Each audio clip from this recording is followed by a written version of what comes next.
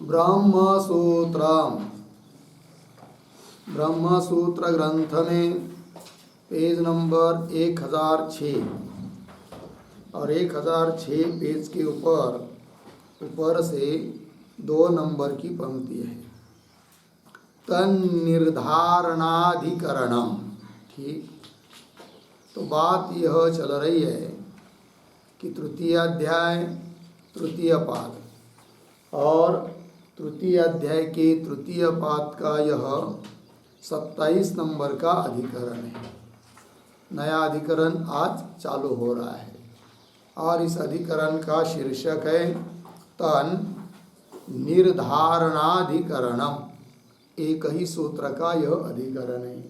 तो चलते हैं, इस अधिकरण के भी जो 6 अंग है उनको हम लोग लिख लेते हैं। तो शीर्षक दीजिए तन निर्धारणाधिकरणम। फिर उसके नीचे की पंक्ति में कौंस में एक वाक्य लिखिए, अंगावबद्ध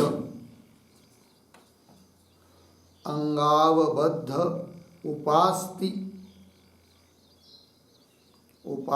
अनयत्याधिकरणम। अंगावबद्ध उपास्ति अनयत्याधिकरणम बराबर उसका अर्थ भी लेंगे, कर्मों के अंग से संबंधी, कर्मों के अंग से संबंधी उपासनाओं के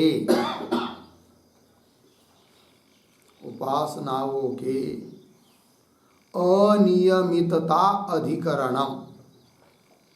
अनियमितता अधिकरण पूर्ण विराम कंस बंद। फिर नीचे की पंक्ति में नंबर 1 संगति बराबर पूर्वाधिकरणेन सह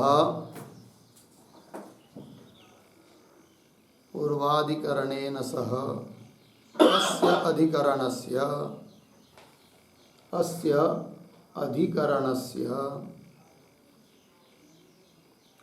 दृष्टांत संगति ही अस्ति। दृष्टांत संगति ही अस्ति पूर्ण विराम। तथा ही पूर्वाधिकरणे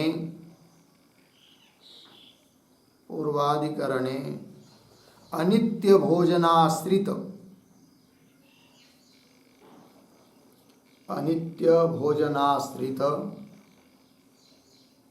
प्राणाग्निहोत्रस्य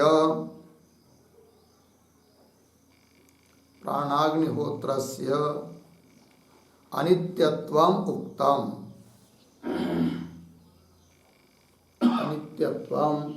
उक्तम तथा अस्मिन् अधिकरणे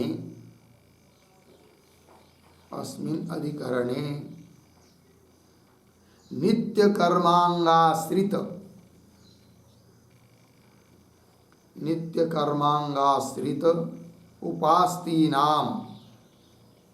कर्मांगाश्रितोपास्तीनां नित्यत्वं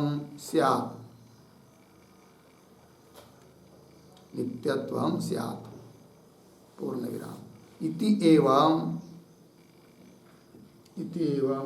दृष्टांत संगत्या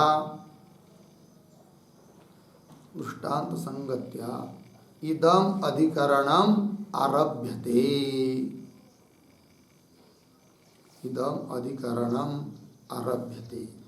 ठीक है, देखो भाई अर्थ।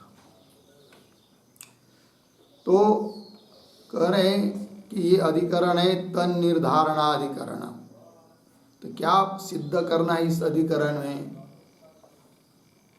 वो एक वाक्य में आपको लिख के दिया नीचे।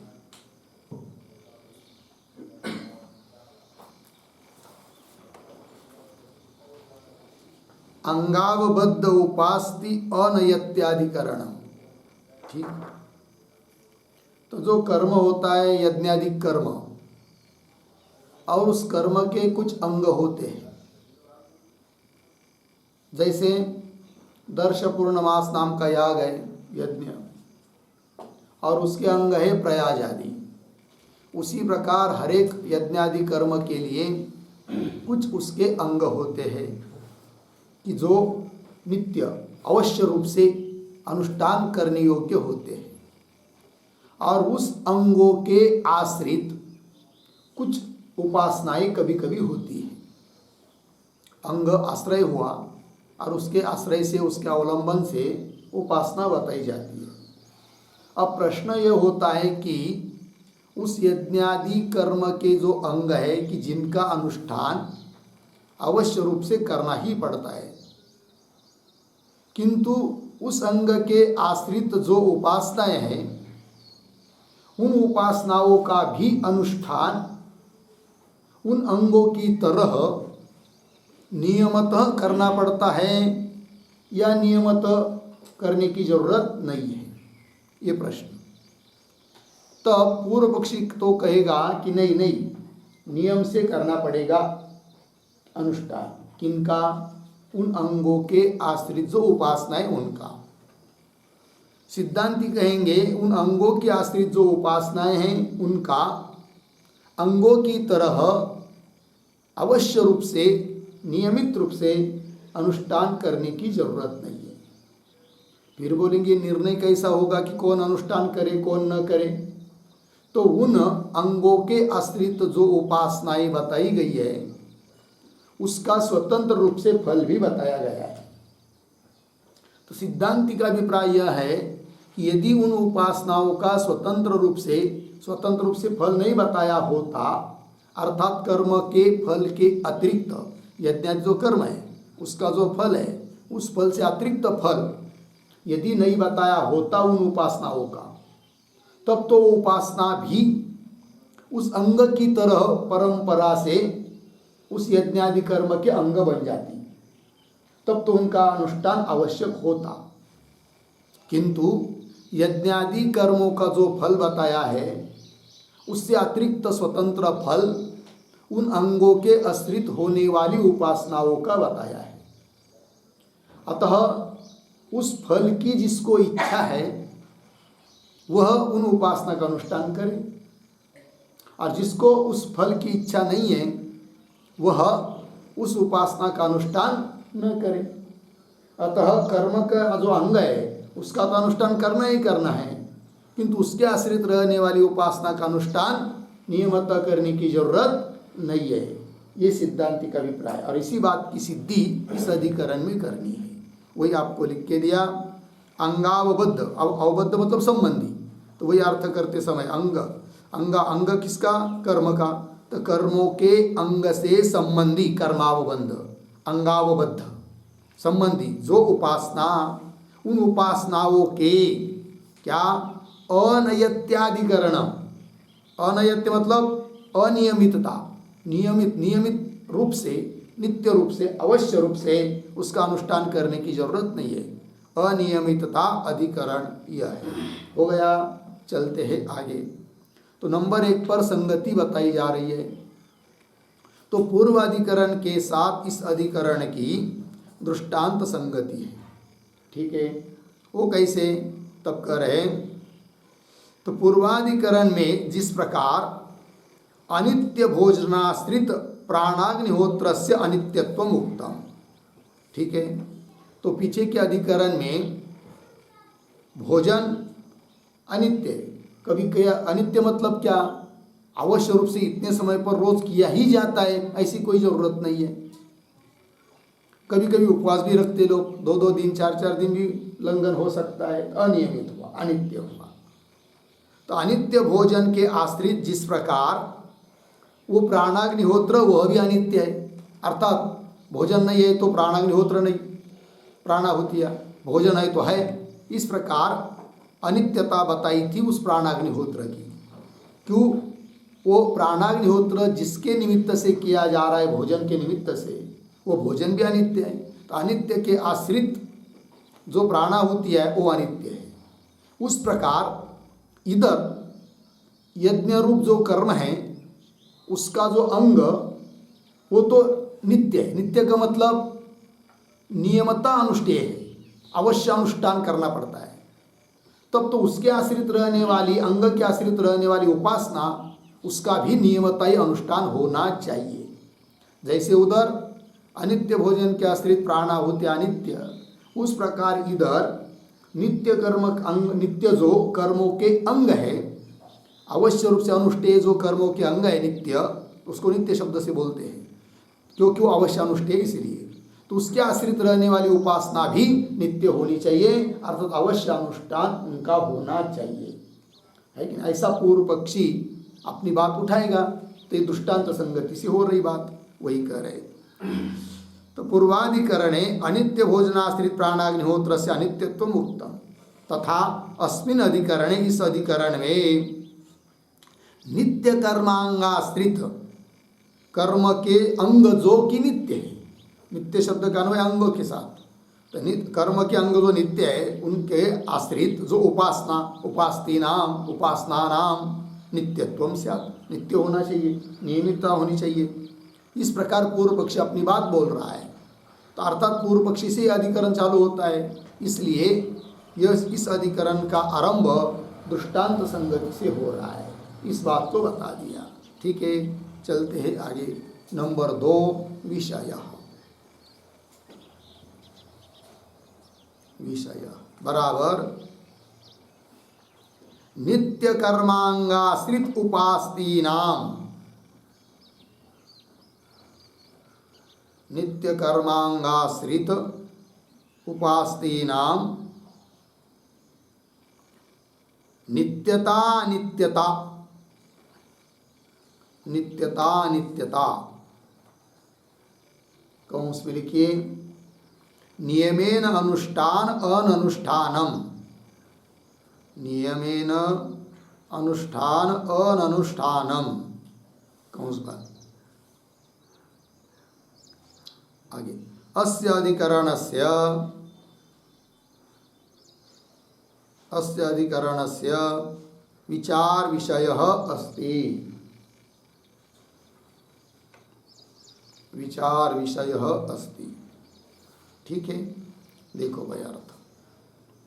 तो विषय क्या है इस अधिकरण का, वो दे रहे नित्य कर्मांगाश्रित, कर्मों के अंग जो नित्य नियमतता अनुष्ठित है, अनुष्ठान करना पड़ता है, उनके आश्रित, अंग हुआ आश्रय, और उस अंग रूप आश्रय से आश्रित कौन हो गई, उपासना। तो आश्रित उपास्ती नाम नित्यता, वो उपास्तिया, उपास्ती मतलब उपासना, वो उपासना नित्य है या अनित्य है, अर्थात नियम से उनका अनुष्ठान है या नियम से अनुष्ठान नहीं है, यही इस अधिकरण का विचार विषय है। ठीक है, नित्यता अनित्यता। तो चलते फिर आगे नंबर 3 पर संशय। तो कर्मांगाश्रितानि उपासनानि, कर्मांगाश्रितानि उपासनानि नित्यानुष्ठेयानि, नित्यानुष्ठेयानि उत उत अनियत अनुष्ठेयानि भवन्ति, अनियतानुष्ठेयानि भवन्ति इति भवति संदेह, इति भवति संदेह। ठीक, देखो भाई अर्थ। तो कर्मांगाश्रितानि उपासनानि, कर्म के जो अंग, उस अंग के आश्रय से रहने वाली उपासनाएं नियम से नित्य अनुष्ठेय है या अनियत अनुष्ठेय है, ये हो गया संशय। फिर आगे चलते हैं नंबर 4 पूर्व पक्ष बराबर कर्मसु उपास्तयः, कर्मसु उपास्तयः नियताः भवन्ति, नियताः भवन्ति, पूर्ण विराम। तथा ही उद्गीतादिषु कर्मांगेषु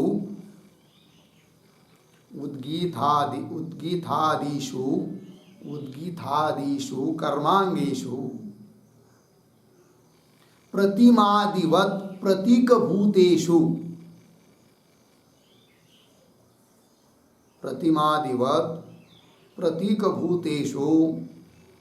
विधीयमानाः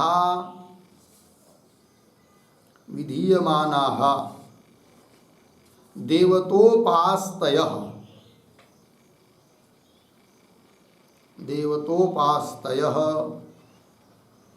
अंगावबद्धाः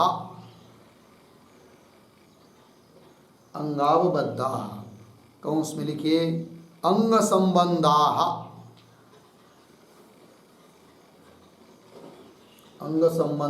कौंस में संति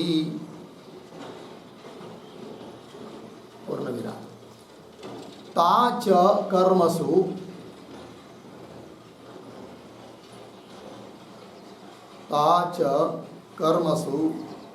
अनुष्ठीयमानेषु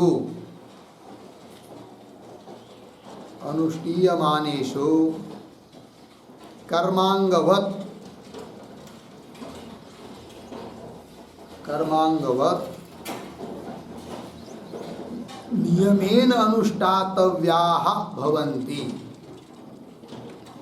नियमेन अनुष्ठातव्याः भवन्ति पूर्ण विराम कर्म प्रकरणम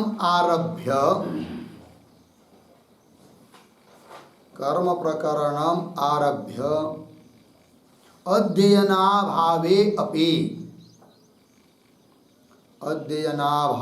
अपि वाक्यात् क्रतु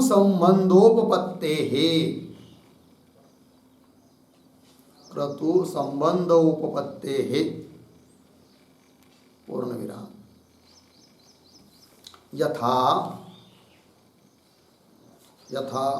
उद्धरण चिन्ह में यस्य पर्णमयी जुहुर्भवति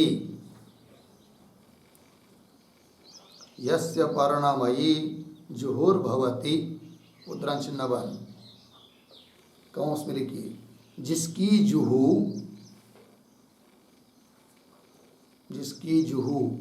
बराबर यज्ञ पात्र पर्णमयी बराबर पलाश की होती है कौंस बन इति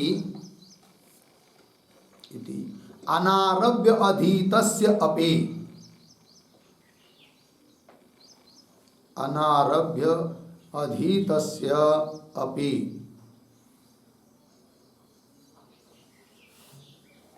अव्यभिचारी जुहू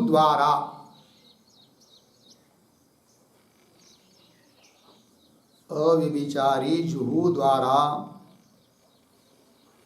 वाक्यात्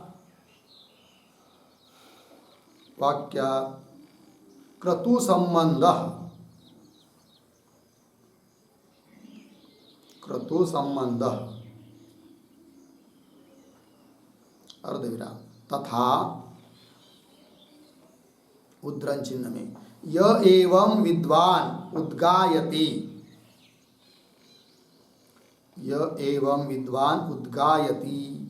अर्धविराम य एवं विद्वान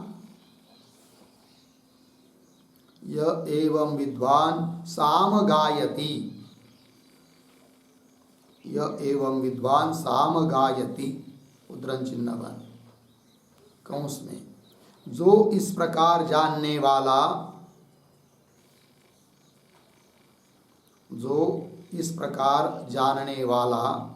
उद्गान करता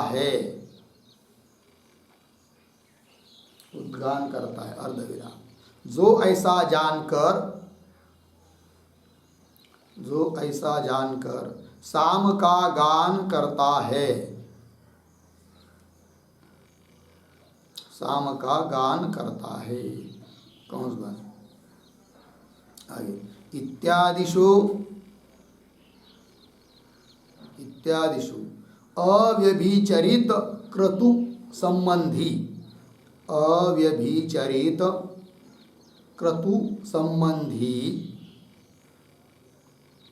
साम उद्गीतादि द्वारा, साम उद्गीतादि द्वारा तदुपासनानां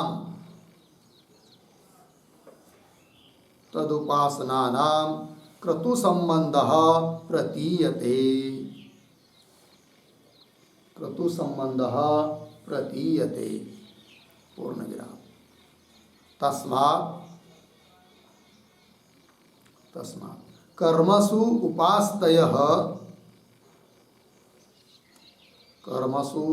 उपास्तयः नियताः भवन्ति,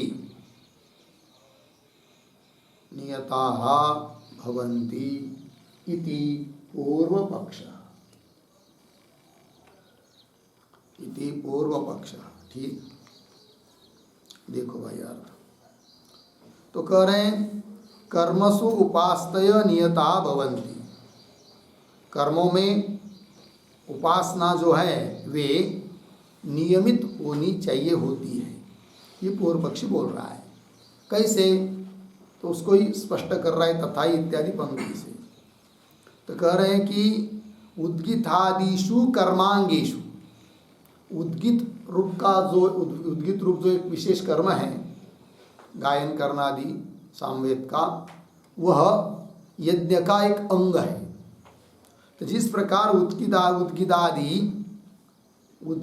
इत्यादि कर्म के अंगों में क्या जी, तो कर्मों का अंग का आश्रय करके प्रतिमादि की तरह प्रतीक भूत, प्रतिमा जैसी प्रतिमा मतलब फोटो वगैरह, प्रतिमा वगैरह, मूर्ति वगैरह जैसे प्रतीक होती है, उस प्रकार प्रतीक भूत विधीयमान देवता उपास्तय, अर्थात उस वहाँ पर वो देवता तो है नहीं है, किंतु देवता की प्रतिनिधि भूत, प्रतीक भूत वो उपासनाएं है। तो उपासना करते हैं तो वो देवता वह है, ऐसी भावना की जाती है। तो प्रतिमादि की तरह प्रतीक भूतेषु विधीयमान, विधान किया गया है जिनका, ऐसे वो देवता उपास्य, देवताओं की उपासना है। वे क्या हो गई? अंगावबद्धा, अंग से संबंधी है, अर्थात उद्गीतादि जो कर्म के अंग उनके संबंधी हो गई ये उपासनाएं। ठीक है, संति। फिर आगे ताहा च कर्मसु अनुष्ठीयमानेषु कर्मांगवत नियमेन अनुष्ठातव्या भवन्ति, ये बोल रहा है पूर्व पक्षी। ताहा उपास्तयः, ठीक है ना, उपासनादि कर्मसु अनुष्ठीयमानेषु, उस यज्ञादि कर्मों का जो कर्मसु अनुष्ठीयमानेषु, कर्म का अनुष्ठान होने पर, यज्ञादि कर्मों का अनुष्ठान होने पर जैसे नियमत कर्म का जो अंग उसका अनुष्ठान करना पड़ता है। तो कर्मसु अनुष्ठीयमानेषु कर्मांग की तरह नियमेन अनुष्ठातव्या ताहा का अन्वय अनुष्ठातव्या के साथ है। तो कैसा अर्थ हुआ फिर? कर्मों के अनुष्ठान होने पर जैसे कर्मों का अंग नियम से अनुष्ठित होता है, अनुष्ठान करना पड़ता है, उस प्रकार ताहा नियमेन अनुष्ठातव्याः सन्ति भवन्ति, उन उपासनाओं का भी नियमता अनुष्ठान करना पड़ता है उन अंगों के साथ साथ। ये बोल रहा है पूर्व पक्षी। तो बोलेंगे भाई जो कर्म प्रकरण है वहाँ पर तो उनका उल्लेख तो हो ही नहीं, उन कर्मांग कर्मों का जो अंग उसके आश्रित रहने वाली उपासना, उनका उल्लेख तो कर्म प्रकरण में तो है नहीं है। फिर कैसे आप कह रहे हो कि उन उपासनाओं का नियमतः कर्मांग की तरह अनुष्ठान होना चाहिए, कैसे बोल रहे हो? तो वो बोल रहा है पूर्व पक्षी, कर्म प्रकरणम आरभ्य अध्ययन अभावे भी, कर्म प्रकरणम आरभ्य, कर्म प्रकरण का आरंभ करके उसका अध्ययन होना चाहिए था। फिर किंतु अध्ययन पाठ पठन उन उपासनाओं का उल्लेख न होने पर भी वाक्य प्रमाण से उनका संबंध जोड़ा जाता है उस यज्ञ के साथ। अतः वो यज्ञ का ही एक प्रकार से दूर उसका क्यों न हो अंग ही बनेगी उपासनाएं। अतः उनका अनुष्ठान नियम से होना चाहिए, ऐसा अभिप्राय है पूर्व पक्षी का। कर्म प्रकरण आरभ्य अध्ययन अभावी भी उनका पाठ उन उपासनाओं का पाठ न होने पर भी वाक्य प्रमाण से क्रतु संबंध उपपत्ति, क्रतु मतलब यज्ञ, उस यज्ञ के साथ उन उपासनाओं का भी संबंध की उपपत्ति हो जाती है। ये बोल रहा है पूर्व पक्षी, उदाहरण देकर समझा रहा है। यथा यस्य पर्णमयी जुहुर्भवति, ये वाक्य आता है। अब जुहू क्या है? तो जुहू एक यज्ञ में उपयोग होने वाला पात्र है। उस अग्नि में घी वगैरह डालने के लिए हम लोगों की जो होती है पड़ी, चमचा की तरह, है ना, इस प्रकार का एक लंबा सा डंडी वाला पात्र होता है लकड़ी का, और वो किससे बनाया रहता है? पलस, जिसको लाल लाल फूल आते हैं ना गर्मी के दिन में भी, तो वो जो पेड़ होता है उसकी बनी रहती है, ठीक है ना।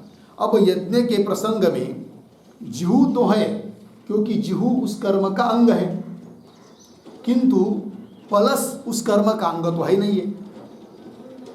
फिर जुहू किससे बनाई जाए? तो वाक्य प्रमाण से मालूम पड़ता है कि पलस की जुहू होती है। फिर उस यज्ञ रूप कर्म के साथ पलस का संबंध है या नहीं?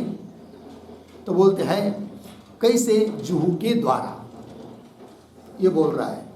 तो अंग हुआ, कर्म का अंग हुआ जुहू, उस अंग के माध्यम से पलस का भी संबंध है यज्ञ के साथ। उसी प्रकार जो अंग के आश्रित उपासनाएं हैं उनका भी अंगों के माध्यम से, उद्गीत आदि अंगों के माध्यम से यज्ञ के साथ उन उपासनाओं का भी संबंध है। अतः उन उपासनाओं का भी अनुष्ठान नियमतः होना चाहिए, यह अभिप्राय है पूर्व पक्षी का। पंक्ति देखिए, ये दृष्टांत दे रहा है पर्णमयी जुहू का। यस्य पर्णमयी जुहुर्भवति, जिसकी जुहू अर्थात यज्ञ पात्र पर्णमय अर्थात पलास की होती है। इति अनारभ्य आदि तस्यपि, अब पलस आदि का उल्लेख उस कर्म में, यज्ञ का जो यज्ञ बताने वाला, जो यज्ञ रूप कर्म बताने वाला जो प्रकरण है उसमें उसका उल्लेख नहीं है, इसलिए उसको कहेंगे अनारभ्यादित है, अर्थात उस प्रकरण में पठित नहीं है। तो भी अनारभ्यादितस्यापि, अविविचारी जुहू द्वारा, किंतु उस कर्म के लिए अविविचारी है जुहू, अर्थात कर्म का, यज्ञ का, कर्म मतलब यज्ञ का, उस यज्ञ का, और जुहू का व्यभिचारपना नहीं है, अव्यभिचारपना है, अर्थात जरूर अवश्य लगती ही है कौन? जुहू नाम का पात्र यज्ञ के लिए। तो अव्यभिचरित जुहू द्वारा, जुहू के माध्यम से वाक्य रूप प्रमाण से क्रतु संबंध, उस पलास का भी क्रतु यज्ञ के साथ संबंध है, होता है। ये दृष्टांत हुआ। तथा यह एवं विद्वान उद्गायति, जो इस प्रकार के जानने वाला उद्गायन करता है। यह एवं विद्वान साम गायति, जो एवं विद्वान इस प्रकार से जानने वाला साम गायन करता है, उसका अर्थ भी लिख के दिया है। जो इस प्रकार जानने वाला उद्गान करता है, जो ऐसा जानकर साम का गान करता है। इत्यादिषु अव्यभिचरित क्रतु संबंधी साम उद्गीतादि द्वारा, ठीक है। अव्यभिचरित कौन है यज्ञ के लिए? उद्गीत और साम, ये अव्यभिचरित, इनका भी विचार नहीं है। तो वो जो कर्म विशेष है, जो तिष्टोम याग वगैरह, उनमें जरूर होता है उद्गीत रूप कर्म, गायन, साम गायन, तो उनका भी विचार नहीं है, अविविचरित है। अतः उस उद्गीत के साथ, तो उद्गीत कर अंग हुआ जो कि यज्ञ के लिए नित्य संबंधित है, अर्थात अविविचरित है, व्यभिचार नहीं है उसका, ठीक है ना। तो ऐसे जो उद्गीत और साम है उसका एक अवयवभूत है ओम, और फिर ओम की उपासना बताइए। तो ओंकार की उपासना कैसी हो गई? उस यज्ञ का अंग जो उद्गीत, उसके आश्रित हो गई ओंकार की उपासना। अब प्रश्न है कि वो ओंकार की उपासना नित्य है क्या नित्य है? ये बात पूर्व पक्षी कहता है जैसे यज्ञ के लिए अविविचरित है उद्गीत और साम, अतः उसके संबंधी वो उपासना होने के कारण वह भी कर्म का अंग रूप से ही रहेगी और नित्य अनुष्ठान उसका होगा। पूर्व पक्षी का अभिप्राय। पंक्ति देखिए, इत्यादिशु अविविचरित क्रतु संबंधी कौन? साम उद्गीत आदि द्वारा। ये क्रतु मतलब यज्ञ के संबंधी अविचारी रूप से कौन है? उद्गीत और साम, उसके माध्यम से तद उपासना नाम, उस उद्गीत आदि की जो उपासना अर्थात उद्गीत का अवयव जो ओम, उसकी उपासना, तो उपासना नाम उन उपासनाओं का भी क्रतु संबंध प्रतीयते, यज्ञ के साथ संबंध है। और यज्ञ के साथ संबंध प्रतीत होने के कारण तस्मात् कर्मसु उपास्तय नियता भवन्ति, उन कर्मों में उपासनाएं नियता भवन्ति, नियमित है। ये बात बता दी। ये पूर्व पक्षी हुआ। लग गया जी। चलते हैं आगे। नंबर 5 सिद्धांत बराबर गोदुहनादिवत, गोदुहनादिवत उपास्तयः अनियताः भवन्ति,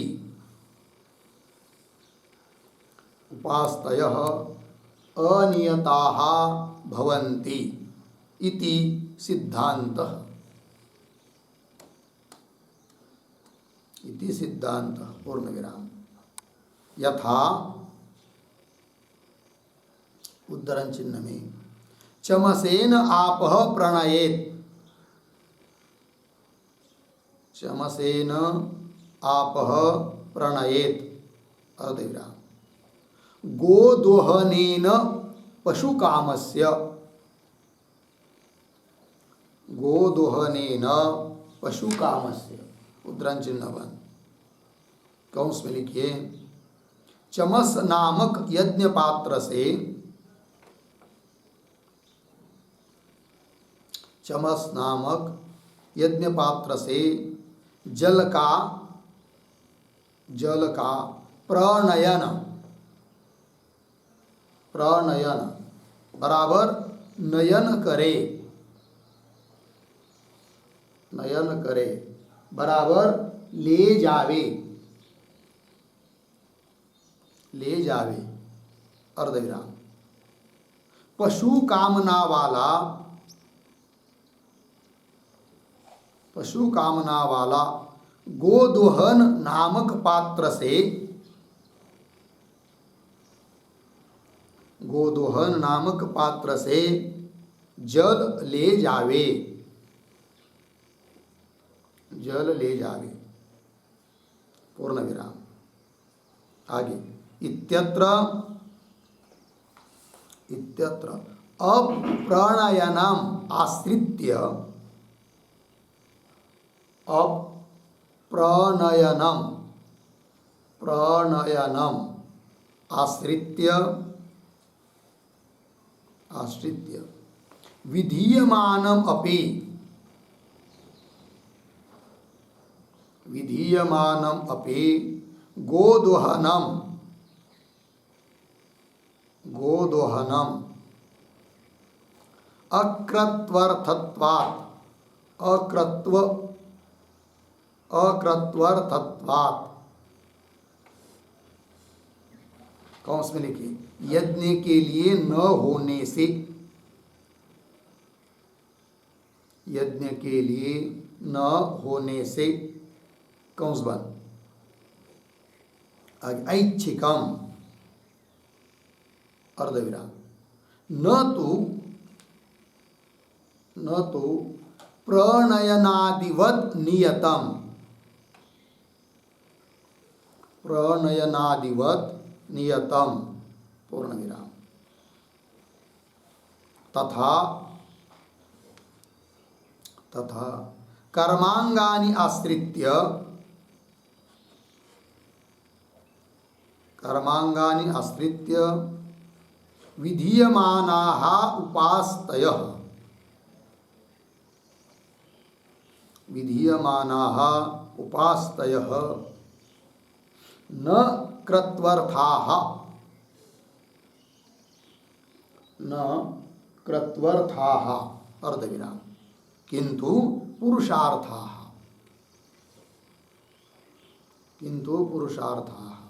पूर्णविराम कर्मफलात् पृथक फल श्रवणात्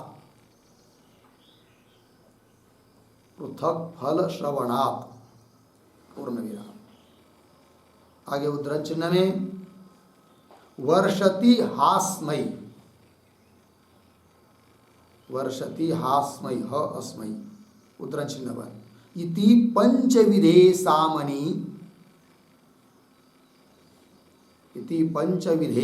सामनि वृष्टिदेवतां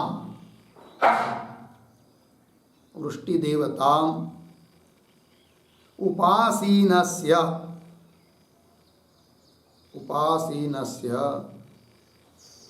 कामवृष्टिः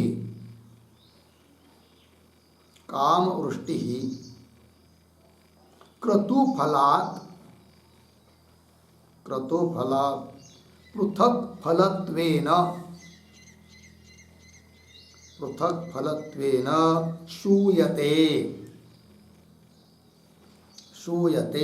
पूर्णविराम कौंस में लिखिए वर्षति हास्मै इस तरह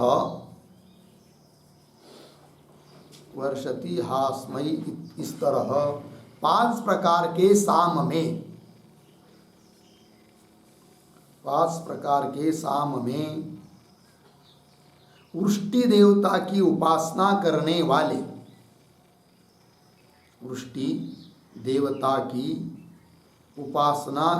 वाले ऐच्छिक वृष्टि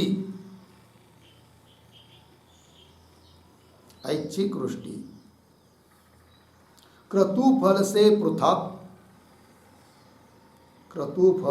पृथक फल स्वरूप से सुनी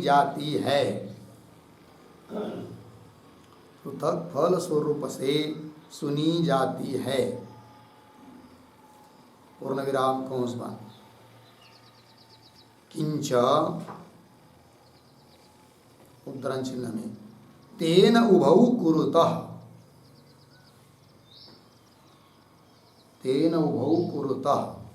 यह तु एतत् एवं वेद अर्धविराम यश्च न वेद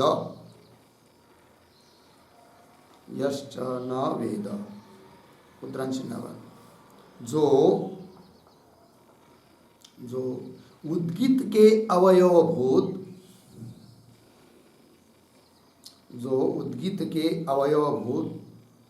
इस ओम अक्षर को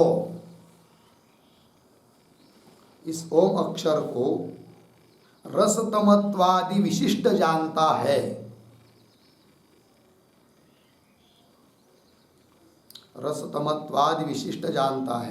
अथवा जो नहीं जानता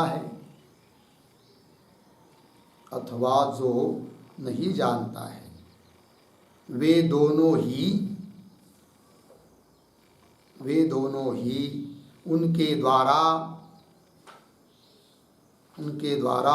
कर्म करते हैं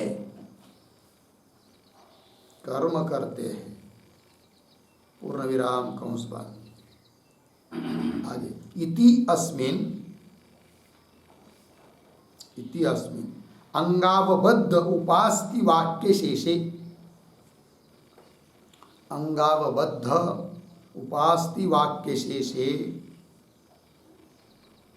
उपासक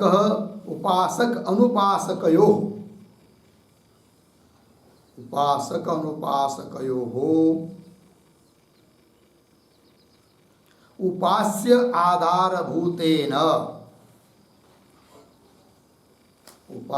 आधारभूतेन तेन अंगेन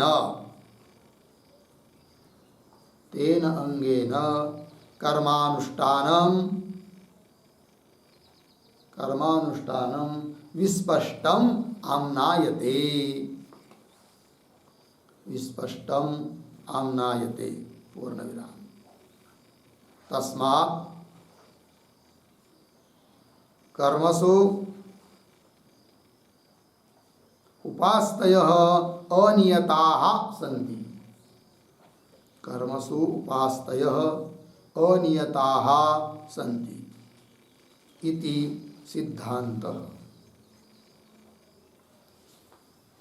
इति सिद्धांत। ठीक है, देखो भाई अर्थ। तो सिद्धांती अपनी बात बोल रहे हैं। क्या कह रहे हैं कि गोदोहनादिवत उपास्तय अनियताः भवन्ति। जैसे पूर्व पक्ष ने अपनी बात सिद्ध करने के लिए यस्य पर्णमयी जोर्भवती का उदाहरण दिया था, उस प्रकार सिद्धांती भी कहते हैं कि वो उपास्तिया नियमित नहीं है, जो कि कर्मांग के आश्रित है। उपासनाएं नियमित नहीं है। बोलेंगे क्यों? तो दृष्टांत देकर समझा रहे। तो दृष्टांत दिया उन्होंने गोदोहनादिवत। ये क्या चीज़ है, थोड़ा समझ लेंगे। तो बात यह है कि समझ लीजिए कोई यज्ञ करना है विशेष प्रकार का, ज्योतिष्टोमादि याग, और उसमें जल आदि को लाना पड़ता है। तो जल का लाना ये तो उस कर्म का, यज्ञ का अंग है, अवश्य करना है, लाना ही पड़ता है। अब प्रश्न है कि वो जल किससे लाए, किस पात्र में लाए, वो यजमान कैसा लाए जल को? तो कहा जाता है कि भाई चम्मच से ला सकते हैं, नहीं तो गोदोहन से ला सकते हैं। चम्मच भी एक प्रकार का पात्र विशेष है, पतीला जैसा या ग्लास जैसा पात्र विशेष। तो उससे लाए या गोदोहन से लाए। गोदोहन भी एक क्या है, पात्र है। गोदोहन उस पात्र का नाम है, गाय का दूध निकालते समय जिस पात्र में दूध को निकालते उस पात्र का नाम है गोदोहन पात्र। अब ये गोदोहन जल तो लाना आवश्यक है क्योंकि वो कर्म का अंग है, किंतु उस कर्म का अंग जो जल का लाना उस अंग के आश्रित है वो पात्र, तो किससे लाए? तो उसके लिए अलग फल बताया है। यदि जिस व्यक्ति को पशु की कामना है, पशुधन प्राप्त होना ऐसी इच्छा है, तो वो क्या करे, गोदोहन से उस जल को लाए। और जिसको इच्छा नहीं है वो नहीं लाए, तो उसका स्वतंत्र फल, यज्ञ के फल से स्वतंत्र फल गोदोहन पात्र का बताया होने के कारण उस फल की जिसको कामना है वो उससे लाएगा, नहीं तो नहीं लाएगा। इसका मतलब गोदोहन पात्र से ही जल लाना ये कोई नियत बात नहीं है। जल लाना निश्चित है, गोदोहन पात्र से लाना निश्चित नहीं है। ठीक है ना, ये उदाहरण हुआ। वही कह रहे गोदोहनादिवत उपास्तयः अनियताः भवन्ति। ये सिद्धांत स्पष्ट कर रहे। चमसेनाप प्रणयत गोदोहनेन पशु कामस्य। तो चमस नामक यज्ञ पात्र से जल का प्रणयन, प्रणय मतलब प्रकर्षेन लाना, नयन लाना, ले आना। किंतु पशु की कामना वाला कोई व्यक्ति है, वो यजमान आदि, तो वो क्या करे, गोदोहन नामक पात्र से उस जल को लावे। इत्यत्र इस दृष्टांत में क्या बात कही जा रही है, अप प्रणयनम आश्रित्य। अप जल, उसका प्रणयन लाना, वो तो अंग है कर्म का, वो तो निश्चित है, नित्यानुष्ठित है, अनुष्ठान करना पड़ता है, लाना ही पड़ता है। अप्रणयनम आश्रित्य, किंतु उसके आश्रय से विधीयमान है गोदोहन, किंतु वो गोदोहन अकृत्वर्थत्वात्, अर्थात यज्ञ के लिए नहीं है गोदोहन पात्र। जल तो यज्ञ के लिए जी, गोदोहन पात्र थोड़ी यज्ञ के लिए। वो तो गोदोहन पात्र से लाएगा तो पशु की प्राप्ति होगी, उसके लिए वो ठीक। अकृत्वर्थत्वात्, यज्ञ के लिए न होने से ऐच्छिकम, वो गोदोहन पात्र क्या हुआ, फिर ऐच्छिक हुआ, नियत नहीं हुआ। न तो प्रणयनादिवत नियतम, प्रणयन जल का लाना ये अंग जैसे नियमित है, वैसा गोदोहन पात्र का ग्रहण करना निश्चित नहीं, नियमित नहीं है। ये दृष्टांत हुआ। तथा सिद्धांत बता रहे, कर्मांगानी आश्रिता आश्रित्य, कर्म के जो अंग, उस अंग का आश्रय करके विधीयमाना उपासतय, जिन उपासनाओं का विधान किया गया है, वे उपासनाएं न कृत्वर्था, किंतु वो यज्ञ के लिए नहीं है। वो उपासनाएं अलग अलग उसका फल बताया हुआ होने के कारण उस फल के लिए। तो जिसको उस प्रकार का अलग फल चाहिए वह व्यक्ति उस उपासना को करे, नहीं तो नहीं करे, तो अनियत हो गई फिर ये बात। कर्मांगानि आश्रित्य विधीयमाना उपासतय न कृत्वर्था किंतु पुरुषार्थ के लिए, कोई अलग पुरुषार्थ प्राप्त होने के लिए। आगे कर्म फलात् पृथक फल श्रवणात्, क्यों पुरुषार्थ है वो यज्ञ के लिए नहीं है? इसलिए कि कर्म फल से उनका अलग फल बताया गया है। कर्म यज्ञ, यज्ञ का जो फल है उससे अलग फल बताया, पशु की प्राप्ति वगैरह। कर्म फलात् पृथक फल श्रवणात्। आगे वर्षति ह अस्मै इति पंचविधे सामनि, 5 प्रकार का साम होता है। वो 5 प्रकार का साम कौन कौन है वो बताएंगे भाष्य में। इति पंचविधे सामनि, क्या उस साम में वृष्टि देवताम उपासिनस्य काम वृष्टि क्रतुफलात् पृथक फलत्वेन श्रूयते। ठीक है, उन 5 प्रकार के साम में जो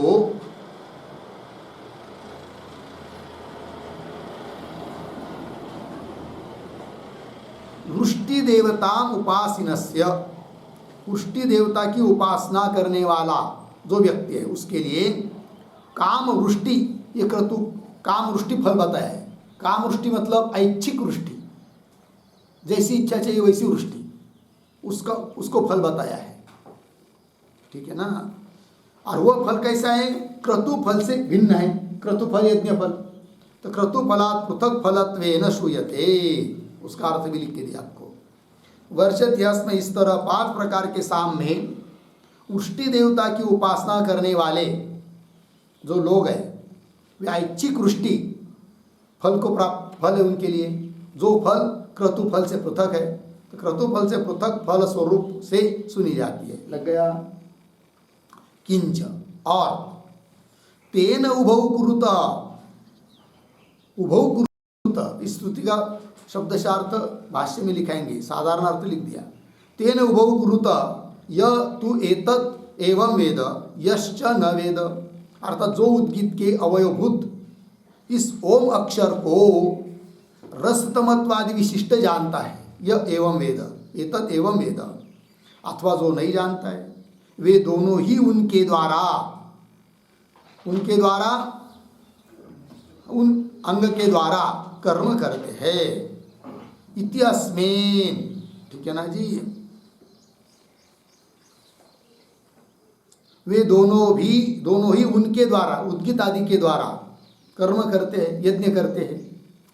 इत्यस्मिन् अंगावबद्ध उपास्ति वाक्य शेषे, अंग से संबंधी जो उपासना और उस उपास्ति का वाक्य, उपासना बताने वाला वाक्य, उस वाक्य शेष में क्या कहा है भाई? उपासक अनुपासकयो हो, उपासना करने वाला और उपासना न करने वाला दोनों के लिए उपास्य आधारभूतेन, उपास्य के आधारभूत से, तेन अंगेन कर्मानुष्ठानम, उस अंग के द्वारा कर्मा का अनुष्ठान विस्पष्टम आमनायते। ठीक है, यदि उन अंग के आश्रित रहने वाली उपासना नित्य होती तो उस प्रकार को जानने वाला न जानने वाला दोनों के लिए वो नहीं बताई होती, जबकि दोनों के लिए बताया है। अतः वो उपासनाएं, अंग के आश्रित रहने वाली उपासनाएं नियत नहीं है, यह निर्णय होता है। तस्मात् कर्मसु अनियता उपासनाएं, कर्मों में वो उपासनाएं, कर्मसु उपासते अनियता, कर्म में वो उपासनाएं अनियत है, नित्य नहीं है, अनित्य है। अंगों की तरह नियमता उनका अनुष्ठान करने की जरूरत नहीं है। ये हो गया सिद्धांत। ठीक है, आगे चलते हैं। नंबर 6, प्रयोजन बराबर पूर्व पक्षे कर्मांगोपासनानां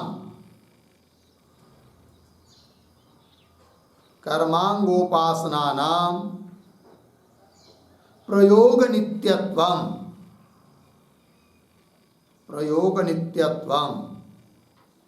कौंस में क्रतुषु पर्णतादिवत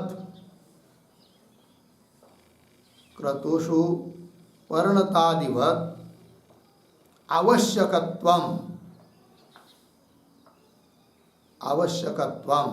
कौंस बंद आगे फलम भवति पूर्ण विराम आगे सिद्धांते तो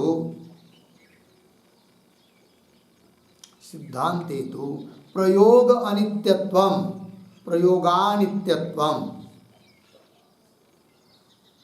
कौंस में लिखिए क्रतुषु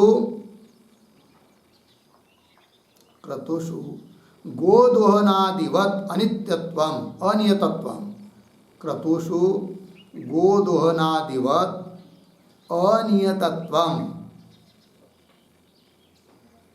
कौंस बंद आगे फलम भवति इति उभयोः फलभेदः अस्ति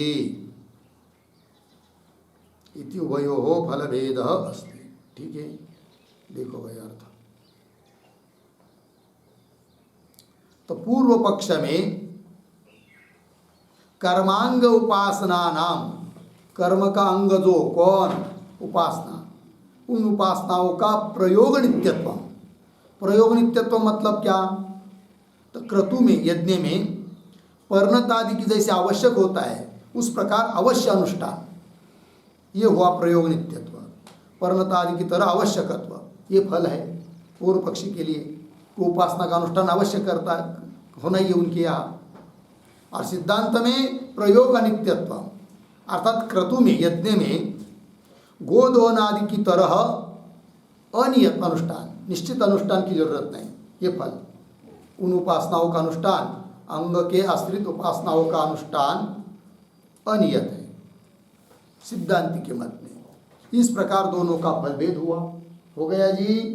चलते हैं आगे अब हरेक अधिकरण का सार बताने के लिए हरेक अधिकरण के लिए जो वैयासिक न्यायमालाकार के 2 श्लोक होते हैं उन श्लोकों का उच्चारण और अर्थ देख लेते हैं। तो देखिए भाई पहला श्लोक नित्या अंगावबद्धा स्युः कर्मस्व नियता उत पर्णवत् क्रतु संबंधो वाक्यान्नित्यास्ततो मताः नित्यांगावबद्धास्यु कर्मस्व नियता उत पर्णवत् संबंधो वाक्यान्नित्यास्ततो मताः। ठीक पदच्छेद नित्याः अंगावबद्धाः स्युः कर्मसु अनियताः उत आगे पर्णवत् क्रतु संबंधः वाक्यात् नित्याः ततः मताः। अब अन्वय शुरू के 2-3 शब्द छोड़कर कर्मसु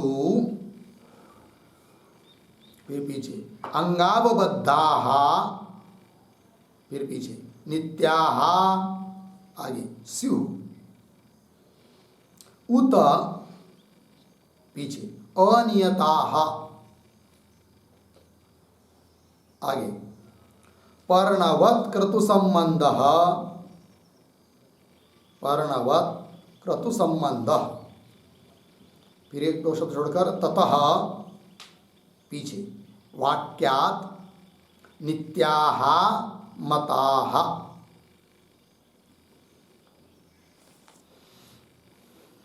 ठीक है देखो भाई अर्थ तो कर्मसु कर्मों में यज्ञादियों में अंगावबद्धाः नित्याः स्युः उत अनित्य अनियताः ये विकल्प हुआ संशय तो कर्मों में क्या अंगावबद्धा, लेकिन क्या अंग से संबंधित, इतना ही अर्थ है इस शब्द का। तो ऊपर से समझना है उपासना। तो अंगावबद्धा मतलब अंग से संबंधी जो उपासना वे नित्याः स्युः, वे नित्य हैं। उत अनियता, अनियत है, नित्य नहीं है। नित्य और अनित्य मतलब नियमता उनका अनुष्ठान आवश्यक है या नियमता उनका अनुष्ठान आवश्यक नहीं है। किनका? उपासनाओं का। कौन उपासनाओं का? जो कर्म के अंग से संबंधी है, ऐसे उपासनाओं का नियमता अनुष्ठान आवश्यक है या अनावश्यक है, ये हो गया विकल्प। तब पूर्व पक्ष अपनी बात बोल रहा है, अन्वय हो गया ना पूरा। तब आगे पर्णवत क्रतु संबंध, पूर्व पक्षी दृष्टांत देकर बोल रहा है, जैसे पर्णवत जुहू पलाश की बनाई जाती है, तो उस पलाश का जैसा संबंध है जुहू के द्वारा यज्ञ के साथ, साक्षात संबंध नहीं है पलाश का, उसी प्रकार अंग के आश्रित जो उपासना उनका यज्ञ के साथ साक्षात संबंध न होने पर भी अंगों के द्वारा संबंध है उन उपासनाओं का यज्ञों के साथ। ये कह रहा है पूर्व पक्षी। पर्णवत क्रतु संबंध, यज्ञ के साथ उन उपासनाओं का संबंध है जो कि अंग के आश्रित है संबंध। ततः तस्मात् कारणात्, क्या जी?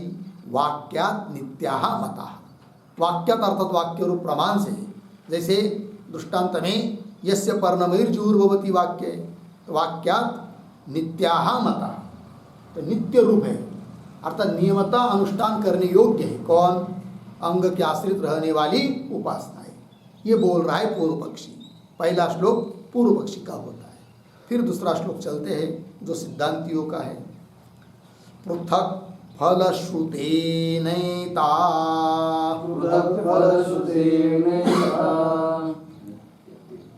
क्या है? नित्या गोदोहनादिवत्,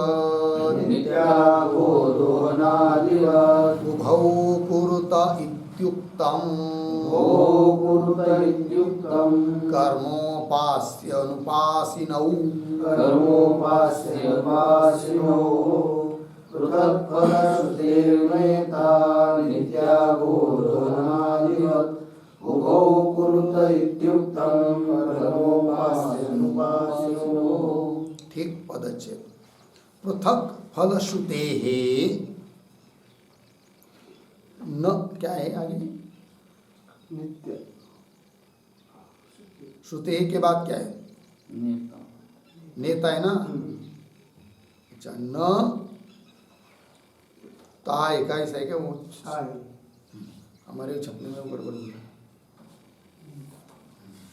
नित्याः गोदोहनादिवत्, आगे उभौ कुरुतः इति उक्तम, कर्मोपासी अनुपासी नौ, ऐसा चाहिए। नौ नो हो जाए ना, नौ।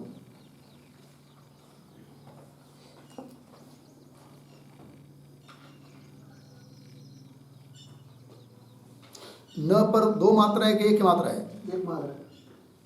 अच्छा, तो देखिए फलश्रुते है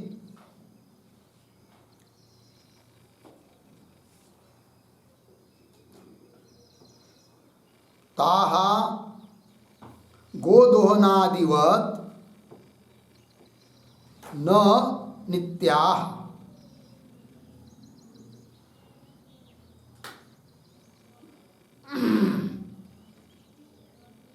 लग गया? आगे न नित्याः इतना हुआ, फिर आगे क्या है? हाँ, अंतिम का शब्द उपास्य अनुपासिनौ, फिर पीछे दो तीन शब्द उभौ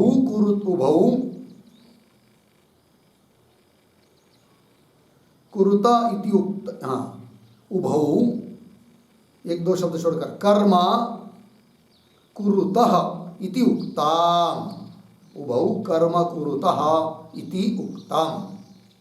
ठीक है।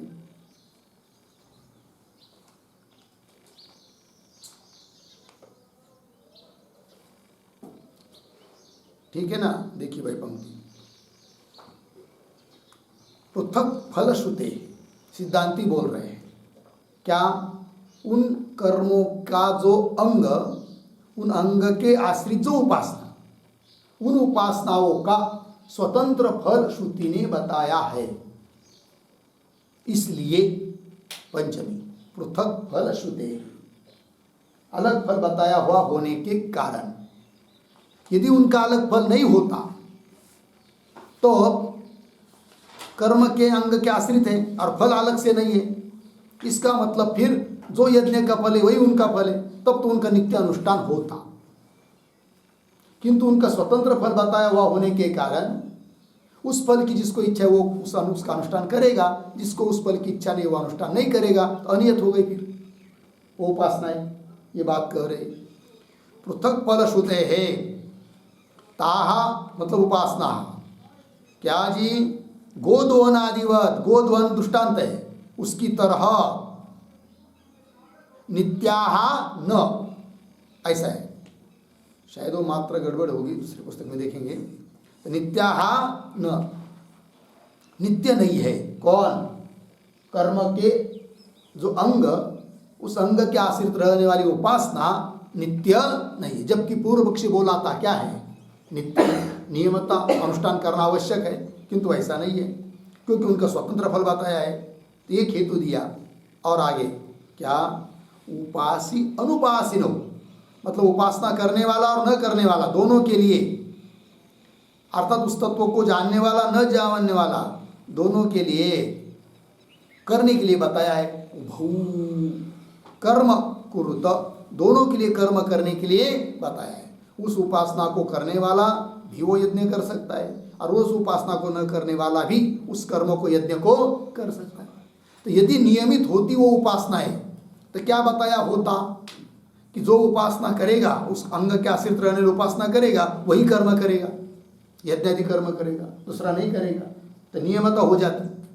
किंतु वो अंग के आश्रित रहने वाली उपासना करने वाला भी यज्ञ को कर सकता है और उस उपासना न करने वाला भी यज्ञ को कर सकता है। इसका मतलब अंग के आश्रित रहने वाली उपासना कैसी हो गई, अनियत। बात समझ में आई कि नहीं, वही दे रहे उभऊ, क्या उपासी अनुपासिनो, उभऊ उपासना करने वाला, अंग के आश्रित रहने वाली उपासना करने वाला न करने वाला, उभऊ दोनों भी कर्म कुरुतः, कर्म करते हैं। इससे मालूम पड़ता है, इति उत्तम, इससे मालूम पड़ता है कि वह अंग के आश्रित रहने वाली उपासना क्या नहीं है, नित्य नहीं है। बात समझ में आई, ये सिद्धांत की बात हो गई भाई। ठीक है, आगे चलते फिर। तो ये हो गया, अब आगे भाष्य है ना, एक दो पंक्ति चलो जितना होगा। तब देखिए, संति कर्मांग व्यपाश्रयाणि विज्ञानानि ओम इति एतत् अक्षरम उद्गीतम उपासित इति एवमादीनि। ठीक है, ये जो पंक्ति है संति इत्यादि, उसके ऊपर लिखिए विचार विषय, विचार विषय। और ये जो पंक्ति चालू हो रही है संति इत्यादि, उसके पूर्व में एक वाक्य भी लिख लेते हैं, अवतरण लिखेंगे, उद्गीतादि कर्मांग आलंबनानि, उद्गीतादि कर्मांग आलंबनानि, कर्मांग आलंबनानि उपासनानि, उपासनानि विषयः इति आह संति इति, उपासनानि विषयः इति आह संति इति। ठीक है, देखो भाई अर्थ। तो उद्गीतादि जो कर्म है, उद्गीतादि जो कर्म के अंग है, कर्म मतलब यज्ञ, तो उद्गीतादि जो कर्म यज्ञादि कर्म उसके अंग उद्गीतादि, तो उद्गीतादि कर्म अंग उसके आलम्बनानि, उसके आश्रित रहने वाली उपासनानि, उपासनाएं, यही विषय है, उसको ही बता रहे संति इत्यादि पंक्ति से। तो देखिए फिर थोड़ा शब्दों का अन्वय भी कर सकते हैं। संति को बाद मिलेंगे। कैसा? कर्मांग व्यापाश्रयाणी विज्ञानानि संति। कर्मांग, कर्म यज्ञ, उसका अंग उद्गीत आदि है कि नहीं, और उस अंग के अंग व्यापाश्रयानी, व्यापाश्रयानी शब्द का अर्थ लिखिए आश्रितानी, अंग के आश्रित रहने वाले, अंग के आश्रय से रहने वाली। ये आश्रय होता है, एक आश्रित होता है। जैसे घट, भूतल पर घट रख दिया है तो आश्रय हुआ भूतल, आश्रित हुआ घट, बराबर है कि नहीं? उसी प्रकार तो कर्मांग व्यापाश्रयाणी विज्ञानानि संति। विज्ञानानि शब्द का अर्थ लिखे उपासनानि। विज्ञानानि मतलब उपासनानि, उपासनाएं है। तो बोलेंगे कहाँ है, कौन सी है, उदाहरण रूप से कुछ तो बताओ। तब दे रहे आगे की पंक्ति में, ओम इति तदक्षरम उद्गीतम उपासित। ठीक है, तो ओम इति एतद अक्षरम, ओम यह जो अक्षर है वह क्या है भाई? उद्गीतम, उद्गीत का अवयव है, उद्गीत रूप कर्म का अवयव है, और उस अक्षर की उपासना करे। इति एवं आदिनी इत्यादि, ये क्या है? उपासना है। कर्म के अंग के आश्रय से रहने वाली उपासना है। कर्म हुआ यज्ञ, उसका अंग हुआ उद्गीत, और उसके आश्रित ये उपासना है, ओम की उपासना। क्योंकि उद्गीत का अवयव है ओम, उसकी उपासना बताई गई है। ठीक, आगे किम तानि नित्यानि एव स्युः कर्मसु पर्णमयित्वादिवत् उत अनियतानि गोदोहनादिवत् इति विचारयामः। ठीक है, तो शब्दों का पहले अन्वय करते हैं। किम तानि,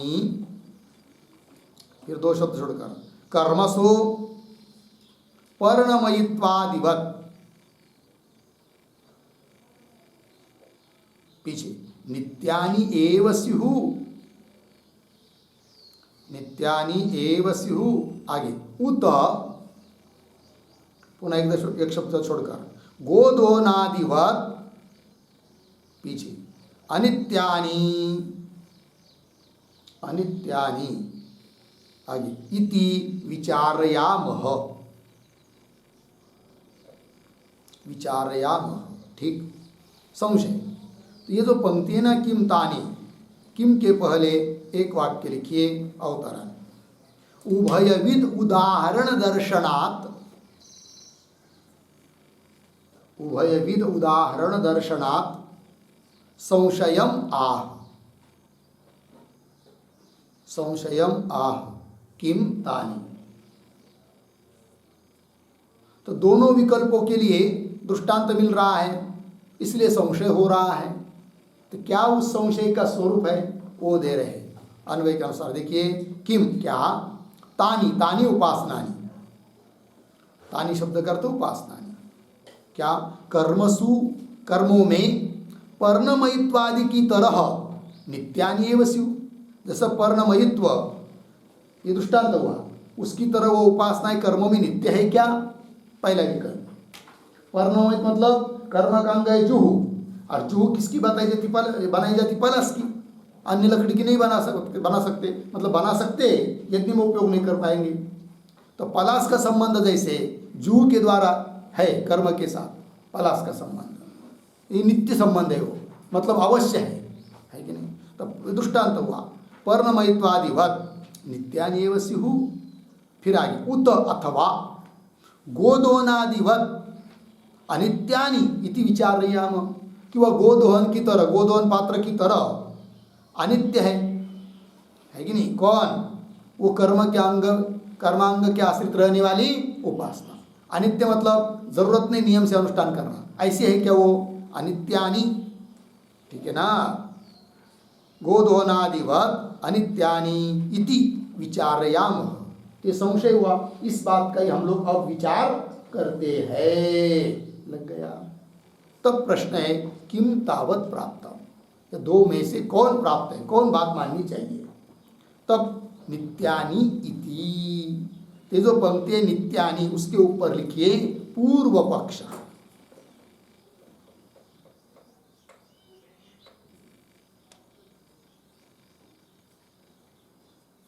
ठीक है, तो पूर्व पक्षी बोल रहा है अपनी बात कि नित्यानि, अतः नित्य उनका अनुष्ठान होना ही चाहिए। बोलेंगे क्यों, कुतः, फिर आगे वो हेतु वगैरह दे रहा है, उसका चिंतन करना अच्छी तरह से करना पड़ेगा। अतः उसका विचार हम लोग कल करते हैं। तो पूर्व पक्षी शुरू हो चुका है। ओम पूर्णमदः पूर्णमिदं पूर्णात् पूर्णमुदच्यते पूर्णस्य पूर्णमादाय पूर्णमेवावशिष्यते।